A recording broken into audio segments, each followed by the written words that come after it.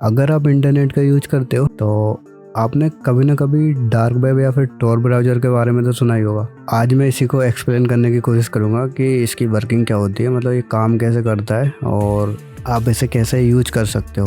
लोगों ने इसके बारे में पहले से ही बहुत ज़्यादा डर फैला रखा है। अगर आपने इस चीज़ को एक्सेस कर लिया, डार्क वेब को एक्सेस कर लिया, तो आपका पीसी ख़राब हो जाएगा, उसमें वायरस आ जाएगा। देखो, काफ़ी हद तक ये चीज़ें सही हैं, बट पूरी तरह सही नहीं है। मैं काफ़ी बार डार्क वेब को एक्सेस कर चुका हूँ और मेरा पीसी अभी तक सही है।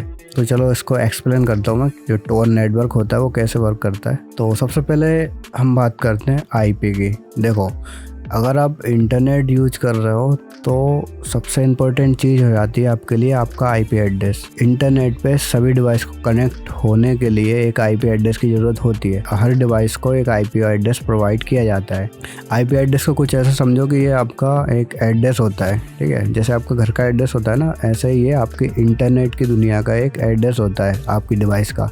इसके थ्रू आपकी लोकेशन देखी जा सकती है, आपके डिवाइस के बारे में पता लगाया जा सकता है कि ये कौन सा डिवाइस है, क्योंकि वो रजिस्टर होता है, सब कुछ रजिस्टर होता है। आपका जो इंटरनेट प्रोवाइडर होता है, जो आईएसपी होता है आपका, उसके पास आपकी इन्फॉर्मेशन होती है कि हमने ये आईपी किसको दी हुई है। तो इंटरनेट पे आप कुछ भी कर रहे हो वो सबका ट्रैक होता है आपके आईएसपी के पास। उसी ने आपको आईपी दी है, ठीक है, और वो आपको ट्रैक कर सकता है क्योंकि आप उसका ही इंटरनेट यूज कर रहे हो। लोग इससे बचने के लिए क्या करते हैं, वीपीएन का यूज करते हैं अपनी आईपी को छुपाने के लिए। देखो वीपीएन कैसे वर्क करता है। देखो, ये अभी नॉर्मल इंटरनेट है, ठीक है। ये आपकी डिवाइस है जो भी जिससे भी आप इंटरनेट यूज कर रहे हो, और ये इंटरनेट है, ठीक है। अभी क्या हो रहा है कि ये डायरेक्ट यूज हो रहा है, और जैसे ही आप वीपीएन लगाओगे तो ये क्या करेगा, एक टर्नल बना देगा और उसके थ्रू आप इंटरनेट यूज कर पाओगे, ठीक है। इसको थोड़ा और सिंप्लीफाई करने के लिए बताता हूँ। ये मान के चलो ये आपका घर है, ठीक है, और ये आपके फ्रेंड का घर है। और आपको अगर बाहर जाना है कहीं भी, तो अभी क्या कर रहे हो, आप नॉर्मल इंटरनेट यूज कर रहे हो, तो आप अपने घर से बाहर जा रहे हो, ठीक है। आपका एड्रेस सबको पता चल रहा है, ठीक है। जितने भी लोग बाहर हैं इंटरनेट पे, मतलब जितने भी लोग बाहर हैं आपके घर के, उनको पता चल रहा है कि आप इस घर से निकल रहे हो, मतलब ये आपका घर है। बट आपने क्या किया, एक टर्नल बनाई जो कि आपके फ्रेंड के घर तक जाती हो, ठीक है।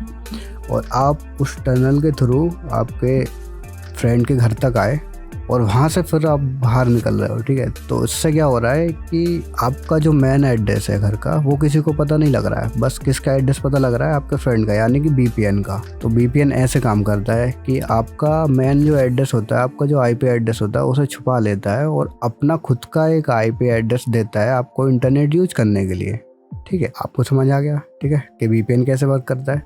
अब चलिए अब देखते हैं कि हमारा टॉर कैसे वर्क करता है। टॉर में भी सेम काम होता है, ये भी एक नेटवर्क ही है, ठीक है, वीपीएन जैसा ही है। तो इसमें क्या होता है कि ये आपके आईपी को हाइड कर लेता है और टनल के थ्रू अलग अलग सर्वर के थ्रू ये पास करता है, ठीक है। मान के चलो ये आपका सिस्टम है, ठीक है, और ये यहाँ पे गया और फिर यहाँ से एक और टर्मिनल क्रिएट की इसने, फिर किसी और सर्वर पे गया और फिर किसी और सर्वर पे गया और फिर वहाँ पे जाएगा ये जहाँ पर आपको जाना है, ठीक है। मतलब आपकी आईपी को 7-8 बार बदलता है ये, उसके बाद आपकी जो डेस्टिनेशन है वहाँ पर जाता है। तो और इसमें ऐसा भी होता है कि एक टनल बनाएगा ये, एक सर्वर तक जाएगा और फिर वहाँ से जो टनल बनाएगा ना, उस सर्वर को ये पता नहीं रहेगा कि ये कहाँ से आई है ये वाली आईपी, ठीक है। आपका एड्रेस का पता नहीं रहेगा उसे, और उसे बस इतना पता रहेगा कि मुझे यहाँ से नोट्स होते हैं बेसिकली, कि मुझे यहाँ से एक दूसरे सर्वर पर भेजना है, और दूसरे सर्वर को भी पता नहीं रहेगा कि इसे मतलब ये कहाँ से आया है, उसे तीसरे सर्वर पर भेज देगा वो, ठीक है। तो ऐसे है ना, ये आपने रिक्वेस्ट करी यहाँ से और ये इस सर्वर पर गया, ठीक है, यहाँ पे आ गया। अब यहाँ से जो भी टनल बनेगी, मान के लो यहाँ पे इस वाले सर्वर पे बनी, ठीक है, तो इस वाले सर्वर को क्या होगा, इसको केवल इतना पता रहेगा कि यहाँ से मुझे रिक्वेस्ट आगे यहाँ तक भेजनी है, ठीक है। बस वो इतना ट्रैक रखेगा, इसके बाद में और कोई ट्रैक नहीं रखेगा। इसके बाद में क्या होगा, ये सर्वर ट्रैक रखेगा कि मुझे यहाँ तक रिक्वेस्ट भेजनी है, बस इतना ही। वीपीएन एक बार आपकी आईपी को बदल के एक दूसरी आईपी दे देता, लेकिन इसमें क्या हो रहा है, टॉर क्या कर रहा है, आपका उस आईपी को 7 से 8 या फिर उससे भी ज़्यादा बार चेंज कर रहा है, ठीक है। मतलब एक सर्वर से दूसरे सर्वर पर शिफ्ट होता है जब भी आप रिक्वेस्ट करते हो किसी भी चीज़ की, ठीक है। और दूसरे से तीसरे, तीसरे से चौथे, ऐसा करके आपकी अलग अलग आईपी को चेंज करते रहता है वो, ठीक है। आपके आईपी बदलते रहता है। तो इससे क्या होता है कि यूज़र को ट्रैक करना लगभग इम्पॉसिबल हो जाता है, ठीक है। मतलब देखो, पॉसिबल तो है ट्रैक करना, लेकिन उतना नहीं है जितना वीपीएन वाले को ट्रैक करना है, क्योंकि वीपीएन का रिकॉर्ड होता है वीपीएन सर्वर में, ठीक है, वो लोग रखते हैं। टोर अपनी आईपीस का रिकॉर्ड नहीं रखता। टोर की एक खास बात है कि इसमें है ना, जितनी भी वेबसाइट होती हैं वो आपके नॉर्मल नेटवर्क पे वर्क नहीं करेंगी। उसके लिए .onion करके होती है साइट, वो साइट केवल आपके टोर नेटवर्क जब कनेक्ट रहेगा, वीपीएन जैसा ही कनेक्ट होता है, ठीक है, जब ये कनेक्ट रहेगा तभी आपका ये वर्क करेगा, ठीक है। आपकी वेबसाइट ओपन होगी, नहीं तो नहीं होगी, ठीक है। एक प्रॉक्सी जैसा होता है। तो अब देख लेते हैं हमें टोर कैसे इंस्टॉल करना है। इसके लिए आपको यहाँ पे आ जाना है torproject.org, या फिर आप गूगल पे सर्च करो टोर ब्राउज़र या फिर टोर, आपको ये वाली साइट मिल जाएगी फर्स्ट नंबर पे, ठीक है। आपको इस पे आना है, ठीक है, डाउनलोड पे चले जाना है और यहाँ से आपको अलग अलग वर्जन मिल जाएंगे। देखो, एंड्रॉयड के लिए भी एक वर्जन है, यहाँ से आप एंड्रॉयड के लिए भी डाउनलोड कर सकते हो, सिंपल, ठीक है। नॉर्मल प्रोग्राम जैसे इंस्टॉल करते हो वैसे ये इंस्टॉल होता है। ओपन होने के बाद आपको एक बार इसको कॉन्फ़िगर करना पड़ेगा, मतलब कनेक्ट करना पड़ेगा, ठीक है। ऑटोमेटिक कनेक्ट हो जाएगा फिर ये। एक बार आपको मैनुअली करना पड़ेगा जब भी आप इंस्टॉल करोगे, ठीक है। तो ये लाइनिंग चलती रहेगी, जैसे ये कंप्लीट हो जाएगा ये कनेक्ट हो जाएगा, ठीक है। तो वेट कर लेना 1-2 मिनट का। जैसे हमारे नॉर्मल इंटरनेट में सर्च इंजन होते हैं, इसके भी काफ़ी सर्च इंजन होते हैं, ठीक है, अलग अलग सर्च इंजन होते हैं। सबसे फेमस ये वाला है, ठीक है। बट इसमें क्या होता है, आपको पूरी डार्क वेब वाली लिंक नहीं मिलने वाली है। हाँ, ये चलता ज़रूर है, ठीक है, बट आपको कभी नॉर्मल वेबसाइट भी मिल जाएंगे जो कि सरफेस वेब वाली हैं, जो कि हम नॉर्मली यूज करते हैं, वैसी वाली। आपको .onion वाली जो वेबसाइट होती हैं टोर वाली, वो बहुत कम ही देखने को मिलेंगी इस पर। तो मैं ये वाला सर्च इंजन ज़्यादा यूज़ नहीं करता हूँ, क्योंकि मुझे इस पर कंटेंट मिलता ही नहीं है। अब मैं आपको 2-4 सर्च इंजन बता दूंगा, ठीक है। आपको इनकी लिंक भी मेरे टेलीग्राम चैनल पे मिल जाएगी। जब मैं सर्च इंजन फाइंड कर रहा था तो मुझे एक ये वाला सर्च इंजन मिला, ठीक है, जो कि फेमस था, और दूसरा इसी का एक और वर्जन मिला। कौन सा वाला ओरिजिनल है, देखो वर्किंग दोनों है, ठीक है। मुझे नहीं पता ये कौन सा वाले वर्जन है, देखो इनके एड्रेस दोनों के अलग हैं। कौन सा वाला ओरिजिनल है और कौन सा वाला फेक है, कौन बता सकता है भाई? कोई नहीं बता सकता। देखो, ये थोड़ा डिफरेंट है और ये थोड़ा और डिफरेंट है, मतलब कि स्टार्टिंग यहीं से हो जाती है डार्क वेब की। मतलब आप सर्च इंजन का ही पता नहीं लगा सकते कि कौन सा वाला ओरिजिनल है। इनका कोई ऑफिशियल सोर्स होता नहीं है। जैसे नॉर्मल वेबसाइट होती है, अगर आपको एक वेबसाइट बनानी है तो आपको क्या चाहिए, एक डोमेन चाहिए, एक होस्टिंग चाहिए, ठीक है, बस 2 चीज़ें चाहिए। और यहाँ पे क्या होता है, अगर आपको कोई वेबसाइट बनानी है तो ना तो आपको डोमेन चाहिए और ना ही आपको होस्टिंग चाहिए, ठीक है। देखो, डोमेन, ये मैंने इस पे वीडियो बना रखी है कि आप डार्क वेब पे कैसे वेबसाइट को अपनी होस्ट कर सकते हो, ठीक, तो इसकी ज़्यादा डिटेल में नहीं जाऊँगा मैं। बट हाँ, इस पे क्या होता है, आप अपने पीसी में ही वेबसाइट को होस्ट कर सकते हो। और आपका इसमें भाई, जब देखो ना, यहाँ पे क्या हो रहा है कि इस सर्च इंजन का आप एड्रेस देखो, इसका पूरा अजीब ही एड्रेस है, रैंडम टाइप का, ठीक है।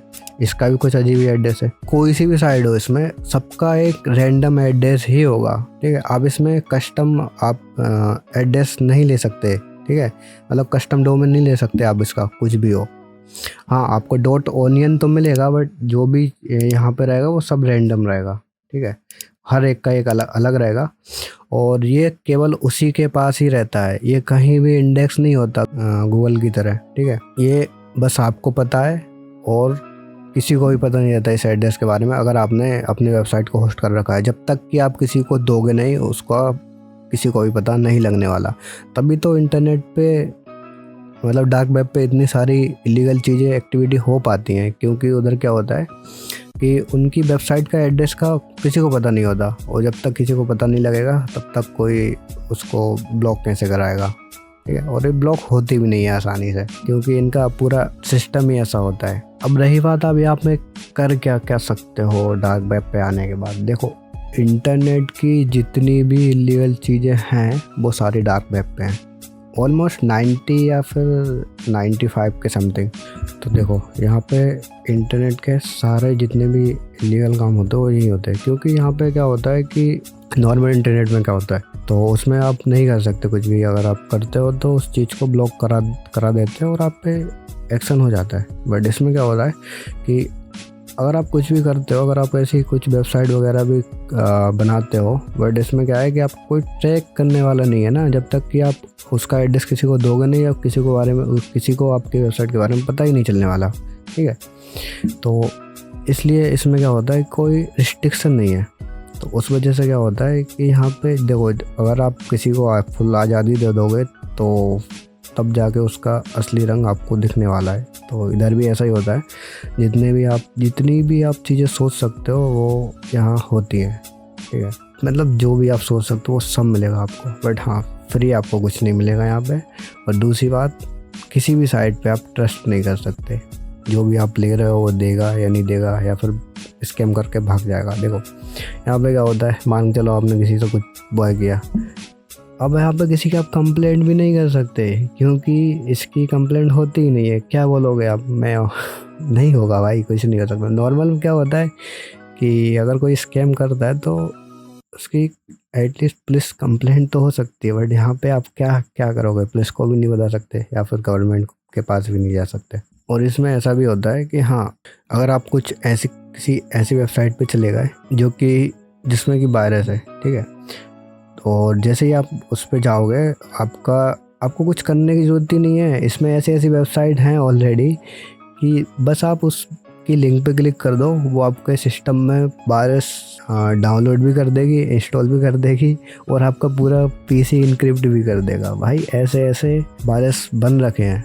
तो देखो यहाँ पे मैं कुछ करके आपको नहीं दिखाने वाला और मैं दिखा भी नहीं सकता, ठीक है, क्योंकि यूट्यूब इस वीडियो को रिमूव कर देगा अगर मैंने इससे आगे कुछ किया तो। अगर आपको आईफोन में करना है, देखो आईफोन ही रह गया और मैकओएस मेरे पास है नहीं तो मैं दिखा नहीं सकता। तो जैसे ही आप इसमें और बोर्ड सर्च करोगे तो आपको ये सेकंड वाला मिल जाएगा, ठीक है, ये वाला है। आपको इसको डाउनलोड करना है, ओपन करना है और कनेक्ट कर लेना है। ये कनेक्ट हो गया। इसके बाद फिर आप एक ब्राउज़र आता है ओनियन ब्राउज़र करके, ये रहा, ठीक है, या तो आप इसमें एक्सेस कर सकते हो, ठीक है। और अगर आपको ये नहीं चलाना है, इंटरफेस पसंद नहीं आता है, तो आप सफारी भी यूज कर सकते हो या फिर क्रोम भी यूज कर सकते हो। आप कोई भी ब्राउज़र यूज कर सकते हो। इनमें कोई वायरस नहीं आने वाला है। आईफोन में और एंड्रॉयड के लिए इतने वायरस नहीं बने होते जितने कि पीसी के लिए बने होते हैं। ये नॉर्मल सफारी में मैं ओपन कर रहा हूँ, ठीक है, और ये ओपन हो गया अपना स्टोर, ठीक है। और यहाँ से आप एक्सेस कर सकते हो। मैं इससे ज़्यादा नहीं दिखाने वाला। तो ऐसे आप डार्क वेब को एक्सेस कर पाओगे, चाहे आपके पास कुछ भी हो, कोई भी प्लेटफॉर्म से। आपके पास लैपटॉप हो, मैक ओएस हो, ठीक है, मैकबुक हो, या फिर आपके पास एंड्रॉयड हो, या फिर आपके पास आईफोन हो, आप किसी भी डिवाइस में टॉर को यूज कर सकते हो, ठीक है। और अगर आपको डार्क वेब पे वेबसाइट होस्ट करना है तो उसकी लिंक भी मैं आपको दे दूँगा।